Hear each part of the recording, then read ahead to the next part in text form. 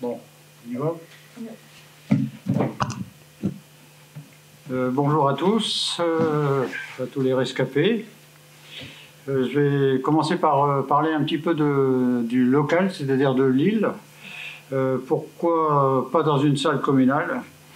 Ça veut dire que actuellement, on a un problème avec la mairie de Lille. Et ce problème est le suivant. D'une part, la commune de Lille a accepté d'être ville expérimentale pour la 5G et depuis un certain temps.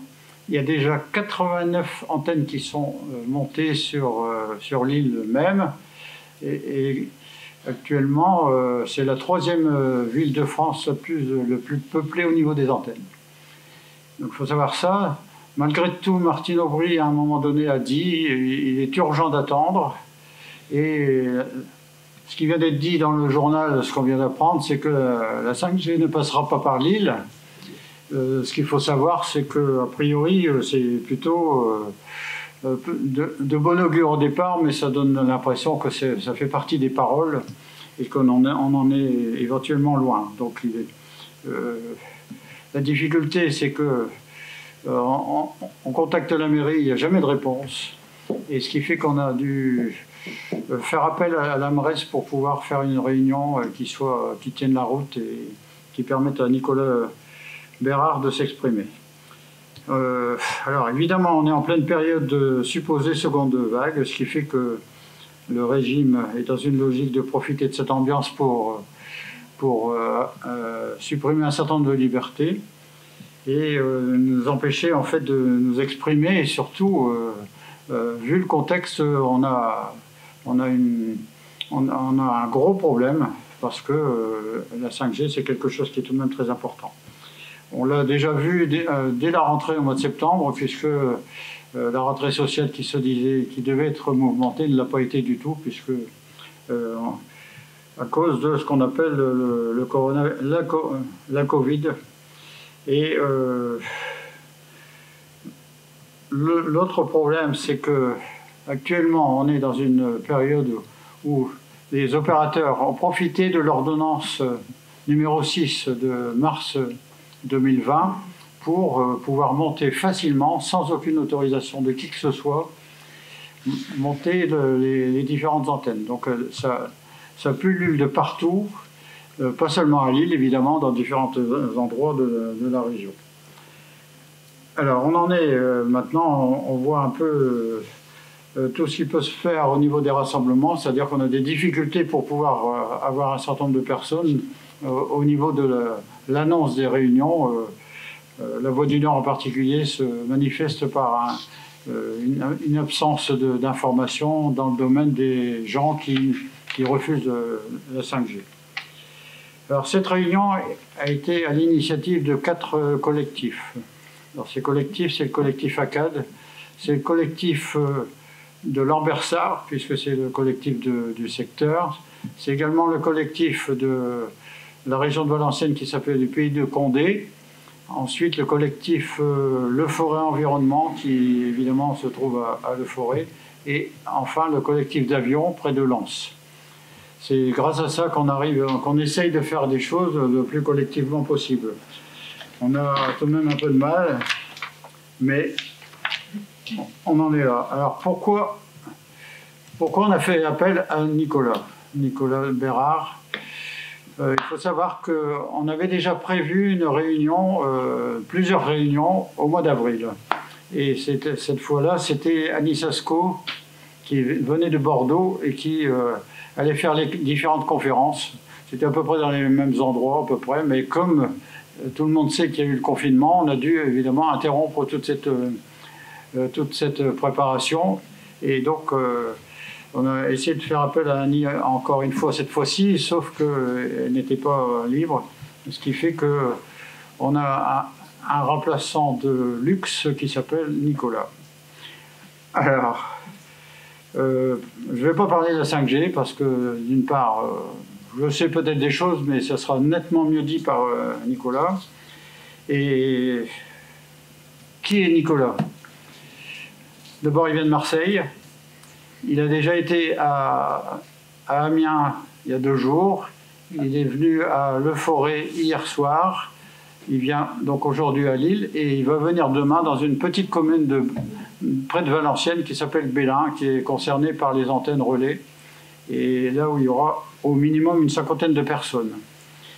Ce qui est intéressant chez Nicolas, c'est qu'il fait partie, il est journaliste au mensuel L'Âge de Fer que vous avez sur la table de présentation là-bas. Et en même temps, il a son dernier article qui est dans le dernier numéro est intéressant parce qu'il fait évidemment allusion à ce qu'a dit Emmanuel Macron concernant les Amish et puis la lampe à huile. Donc je ne vais pas détailler, je pense que ce sera dit éventuellement tout à l'heure. Mais alors, faut savoir que Nicolas est capable de sortir 2 livres avec des titres très évocateurs, c'est-à-dire que le premier, c'est sur le Linky, ça s'appelle Sexy Linky, et le deuxième, sur la 5G, c'est 5G mon amour. Alors maintenant, je pense qu'il intervient de façon simple et, je dirais, naturelle dans différents médias, que ce soit des médias écrits, des médias audio ou des médias visuels. Et c'est pour ça que ce qu'il va dire, ça ne va pas prendre beaucoup de temps, mais ça va être important, et puis après, il y aura possibilité d'avoir un débat.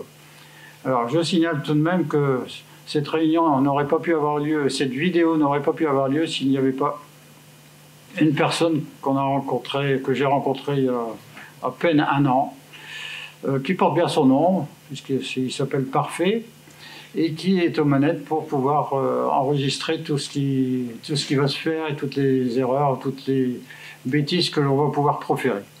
Alors maintenant, je vais passer la parole à Nicolas, qui va expliquer le mieux possible la problématique de la 5G. Bon, bonjour à tous et merci d'être venus et merci aux associations qui ont organisé tout ça. Je trouve que c'est vachement important qu'on puisse se réunir comme ça et discuter de la 5G parce que c'est un débat qui n'a pas eu lieu, qui va avoir des conséquences énormes s'ils arrivent à mettre en place leur système. Aussi bien, ça peut être sur le plan sanitaire, mais aussi sur le plan de la société.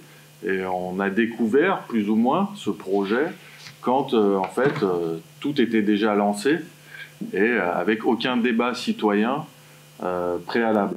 Donc je pense que c'est important de s'en saisir, d'autant que tout est fait pour empêcher ce genre de débat. Quand Macron traite les opposants d'Amish, en fait, ça veut dire qu'il n'y a pas de débat possible et que la 5G se fera quoi qu'on puisse en dire. Quand il leur oppose le modèle de la lampe à huile en disant c'est soit la 5G, soit la lampe à huile, là encore, c'est un moyen de dire qu'il n'y a pas de débat et qu'il n'y a pas d'alternative. C'est-à-dire que ce qu'il explique, en fait, c'est que le progrès, on va s'interroger après sur ce qu'est le progrès et comment il faut entendre ce mot, mais que pour lui, le progrès, c'est la 5G ou rien. Il n'y a pas d'alternative, ça rappelle la phrase de Thatcher, « There is not alternative ». On l'a vu encore, cette volonté de casser tout débat et toute possibilité de s'interroger sur la 5G avec la Convention citoyenne pour le climat. Donc c'est lui-même qui a créé cette convention sous la pression des gilets jaunes, etc. Mais il crée cette convention, il dit « Faites-moi 150 propositions et je vous donne ma parole qu'elles seront reprises telles quelles ou présentées à l'Assemblée sans filtre ou soumises à référendum. » La Convention citoyenne fait une proposition de moratoire sur la 5G. Ce qu'il réclame, c'est simplement qu'on prenne le temps au moins, au minimum, de réaliser des études d'impact sanitaire et environnemental sur ce nouveau réseau. Ils font cette proposition-là et on apprend quelques jours plus tard que Macron passe outre cette proposition et il explique devant un parterre de start-upers que de toute façon, on fera la 5G en France. Donc la 5G, qu'est-ce que c'est ? C'est la cinquième génération de réseaux sans fil. On a eu la première dans les années 80, ensuite c'est à peu près tous les 10 ans qu'on a un nouveau réseau, comme ça, la 2G, la 3G, la 4G, dans les années 2010. Et là, on en arrive à la 5G. ces promoteurs eux-mêmes disent que c'est une technologie de rupture. C'est-à-dire qu'on passe à quelque chose de radicalement différent. En fait, c'est plus seulement un réseau destiné au téléphone mobile, c'est un réseau qui est destiné à tout connecter, l'ensemble des objets qui nous entourent. Il y a une société qui s'appelle la société Violet, qui avait en 2012 fait l'inventaire de tous les objets qu'ils trouvaient dans une maison, dans une habitation, et ils avaient comptabilisé 6000 objets. Donc ils avaient vraiment tout comptabilisé, aussi bien le frigo que les paires de chaussettes, tout comptabilisé. Et à l'époque, il n'y avait que 3 objets connectés, c'était le téléphone, la télévision et l'ordinateur. Et la conclusion de cette société, c'était il en reste 5997 à connecter. Alors ça pouvait paraître complètement fou en 2012, et pourtant, 8 ans après, on voit que c'est un projet qui est en train de se réaliser. Aujourd'hui, on peut trouver des couches connectées, des maillots de bain connectés, des chaussures connectées, des frigos connectés, bien sûr. Donc, tout ça, c'est en train de se mettre en place. Et pour pouvoir assurer ces communications de ces objets, l'Internet des objets, il faut un réseau super puissant, d'où la 5G. Et puis, ça va même plus loin que ça, parce que c'est un projet de Smart City où, en fait, tout est connecté, mais c'est aussi bien les réseaux d'énergie, de gaz, d'électricité. On l'a vu avec l'arrivée des compteurs Linky, Gaspard, etc. Et en fait, tout ça doit communiquer en permanence, être analysé par des algorithmes qui vont mouliner toutes ces informations en permanence. Et la promesse des promoteurs, c'est de dire que ça va rendre nos vies plus efficaces, plus efficientes, plus écologiques, et patati et patata. Donc on va voir ce qu'il en est réellement, et je vais commencer par un sujet qui est un peu parallèle à tout ça, mais qui montre bien que pour arriver à mettre ce projet en place, ils sont prêts à prendre des risques énormes en parlant de la santé. Parce s'il y a bien une chose dont on est sûr sur les ondes de la 5G, c'est qu'il n'y a aucune étude sérieuse qui a été réalisée sur ces ondes. C'est des ondes qui ont des fréquences beaucoup plus élevées que ce qu'on utilise actuellement. Et à l'heure actuelle, il n'y a aucune étude sérieuse qui peut nous garantir qu'il n'y aura pas d'effet sur la santé. Alors, quand on écoute les promoteurs, leur discours, c'est de dire « mais rassurez-vous, on a fait des essais et toutes les normes sont respectées ».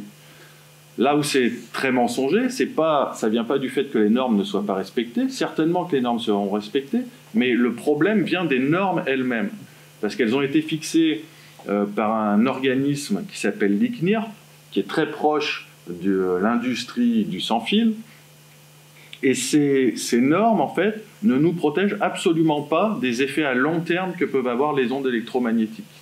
Et ça, c'est pas une invention. Si on reprend le document de l'ICNIR, donc, qui a établi ces seuils à ne pas dépasser, c'est écrit en toutes lettres. Ils disent, voilà, on a des suspicions, effectivement, du fait que les ondes électromagnétiques, sur le long terme, peuvent provoquer des maladies type cancer ou des insomnies, des migraines. Il y a tout un tas de maladies comme ça qui soupçonnent d'être en lien avec l'exposition aux ondes électromagnétiques, mais ils disent, pour nous, c'est pas encore avéré, donc on ne prend pas ces risques en compte pour fixer les normes et on prend juste les effets immédiats qui sont donc des effets thermiques qui vous garantissent que vous n'aurez pas la peau brûlée à la fin de votre conversation téléphonique, en gros. Voilà. Donc quand on dit que les normes sont respectées, ça nous protège que contre ces effets-là.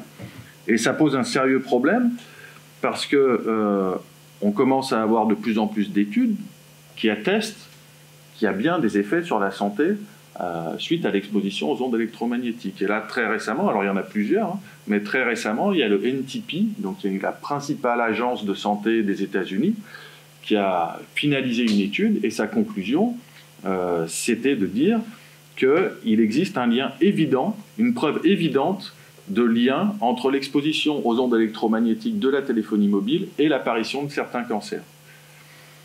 Et puis, par ailleurs, on a aussi des témoignages qui se multiplient de personnes qui disent ressentir qu'elles souffrent des ondes électromagnétiques. Donc il y a encore, je ne sais pas moi, 10-15 ans, elles étaient très peu nombreuses donc elles étaient facilement rendues invisibles. Mais là, les cas se multiplient et on en rencontre tous les jours. Il y avait 2 personnes hier, il y avait 1 personne avant-hier. Enfin, voilà, ces cas se multiplient. Moi, j'ai fait plusieurs conférences là-dessus ou sur le Linky, donc j'ai pu constater en plus que c'était des profils extrêmement variés, aussi bien des jeunes, des vieux, des hommes, des femmes, des diplômés, des non-diplômés.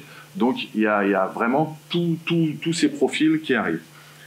Je termine sur la santé en disant que il y a une chose qu'on sait, c'est une étude officielle réalisée par la NFR, c'est que si le réseau 5G est mis en place, ça va augmenter le rayonnement électromagnétique d'au moins 30%. Donc le brouillard électromagnétique dans lequel on évolue déjà aujourd'hui va s'épaissir évidemment avec l'arrivée de la 5G. Donc au minimum, on peut dire que l'installation de ce réseau 5G va nous faire prendre un risque sur le plan sanitaire. C'est vraiment ce que je peux dire de plus prudent, quoi. Voilà, au minimum, il y a un risque. Donc, quelle est la contrepartie de ce risque qu'on nous fait prendre? Parce qu'à partir du moment où on nous fait prendre un risque, on doit être en mesure d'exiger des contreparties. Alors, quand j'ai écrit mon bouquin, c'était en début d'année. Enfin, il devait sortir pendant le confinement, donc ça a été un peu repoussé. Mais on parlait encore finalement peu de la 5G dans le débat public. Et en fait, dans le bouquin, j'écris, vous allez voir, ils vont oser nous dire que c'est un projet en faveur de l'écologie. Eh bien, ça ne manque pas. Aujourd'hui, si on les écoute, ils nous expliquent que c'est indispensable si on veut mener une transition écologique. Bon, on va regarder, on va prendre l'exemple de l'énergie. Ils nous disent, oui, une antenne 5G consomme moins qu'une antenne 4G, donc c'est mieux, on va consommer moins d'électricité. Dans les faits, quand on regarde, la première chose, c'est que la 5G ne va pas remplacer les réseaux existants. Aujourd'hui, on a toujours la 2G, la 3G et la 4G qui sont en fonctionnement. Ça ne va pas les remplacer, ces réseaux, ça va s'y ajouter. Donc déjà, sur le plan énergétique, ce sera forcément une dépense supplémentaire. Alors eux, ensuite, disent, pour transmettre une même quantité de données, une antenne 5G dépensera moins d'énergie.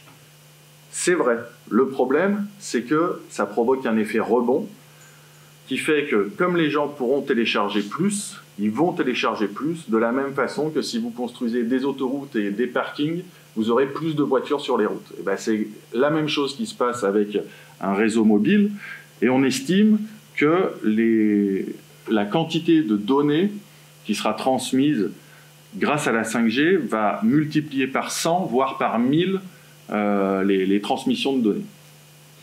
Donc là encore, sur le plan énergétique, évidemment, ça va consommer plus d'électricité. D'ailleurs, les premiers retours qu'on a qui arrivent de Chine, où le réseau 5G est déjà développé, on constate que la quantité d'électricité consommée a été multipliée par 3, voire par 3,5. Ils sont même obligés maintenant de les éteindre la nuit parce que ils n'arrivent pas à répondre à cette demande.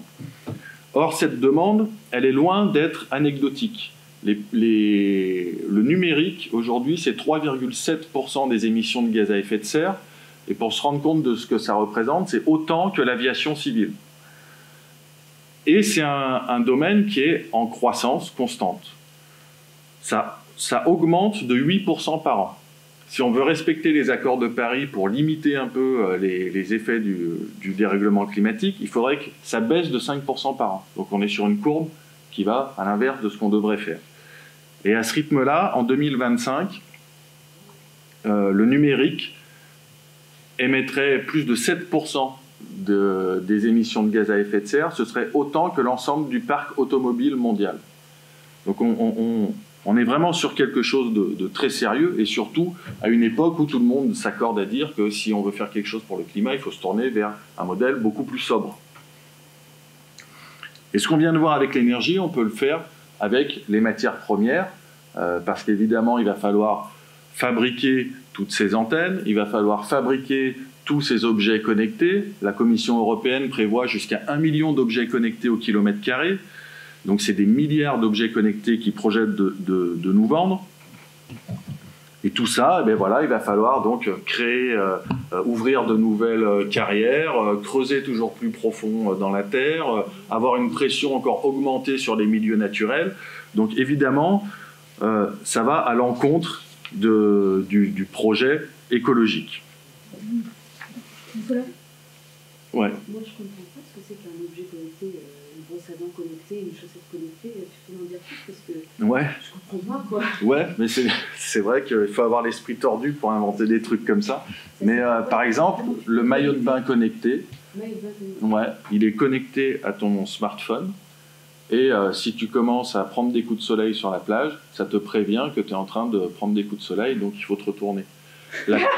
La couche connectée, c'est parce que tu peux pas savoir si le petit ou la petite a fait pipi dans sa couche, donc il y a un petit capteur, et si la couche est mouillée, hop, ça te prévient sur ton smartphone qu'il faut aller le changer.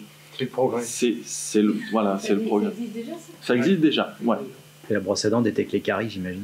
La brosse à dents te dit si tu t'es suffisamment brossé les dents ou pas, s'il faut insister, si tu es allé bien jusqu'à la molaire du fond, etc.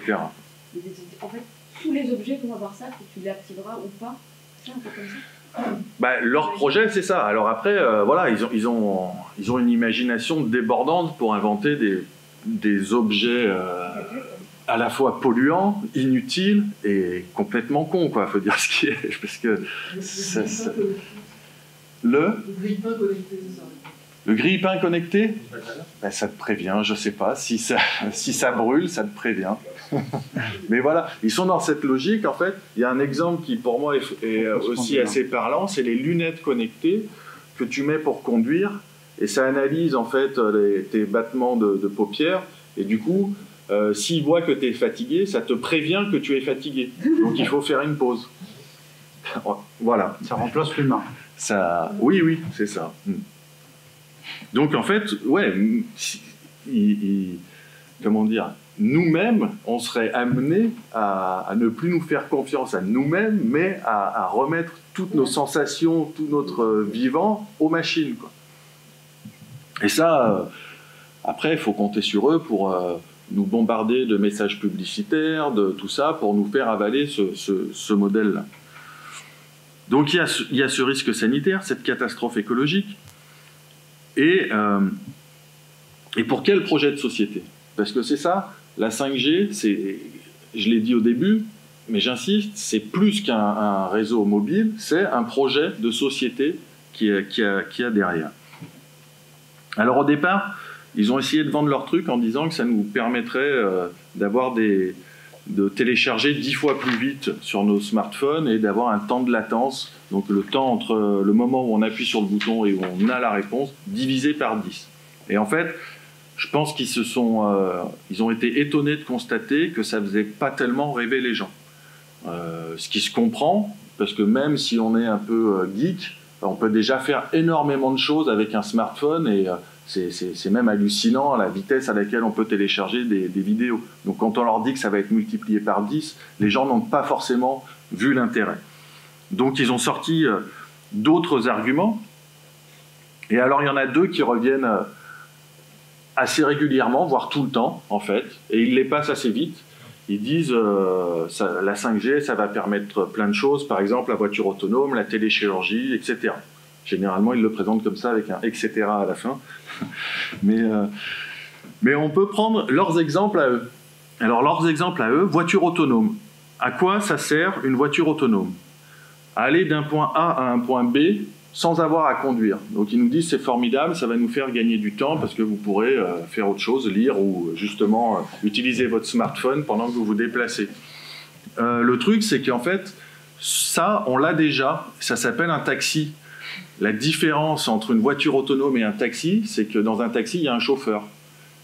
Donc, on voit les conséquences aussi, c'est suppression de l'emploi. J'ai trouvé une phrase il y a 2 jours, là, dans un bouquin, où c'est un ingénieur de la Silicon Valley qui dit à chaque fois que je rencontre quelqu'un de normal, donc quelqu'un qui n'est pas dans la Silicon Valley, qui a un travail normal, je connais au moins 10 entreprises qui sont en train de travailler comme des folles pour essayer de leur piquer leur emploi. Donc on remplace en fait à chaque fois l'humain par des machines. Et ça a des conséquences, donc sur le plan social, mais aussi sur le plan environnemental, parce qu'évidemment, ce chauffeur, il faut le remplacer. Il faut remplacer à la fois son corps, mais aussi son intelligence, parce que lui, il sait quand il faut tourner à gauche, quand il y a un feu rouge, s'il faut s'arrêter, etc. Donc ça passe par des milliers de capteurs, des transmissions de données en permanence qui doivent être sans arrêt analysées, etc., pour que la voiture ne rentre pas dans le premier mur qu'elle va croiser. Et ça, c'est encore de l'extractivisme, des objets à fabriquer, des transmissions de données, donc de l'énergie, etc. Tout ça va à l'encontre, encore une fois, de l'écologie, alors qu'un chauffeur, lui, question énergie, il a besoin de 3 repas par jour pour fonctionner. Et ensuite, il parle de la télémédecine. Alors, à mon avis... Ah bon? C'est quelqu'un qui a la part. Ah oui, c'est quelqu'un qui faut aller... D'accord. C'est ouvert? Je fais comme chez moi, je suis connecté. Madame, vous n'avez pas de capteur sur vous? Elle n'a pas la puce qui lui permet de rentrer automatiquement. N'empêche que avec le câble, ça marche bien aussi, hein, du coup. Donc l'autre exemple qu'ils mettent en avant, c'est la télémédecine et la téléchirurgie. Et là encore, quand on s'arrête 2 secondes sur ce qu'ils nous proposent, on voit ce projet, on voit qu'ils essayent de nous faire avaler vraiment des couleuvres énormes.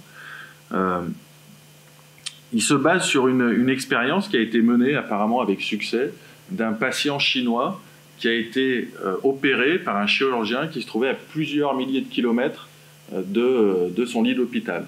Donc grâce au réseau 5G, un chirurgien, j'imagine, qui maniait comme ça ses outils, et à distance, il a pu retirer une tumeur à ce patient-là. Là encore, est-ce que c'est une prouesse technologique? Oui, technologiquement, c'est vrai que c'est assez hallucinant, mais est-ce que c'est un progrès?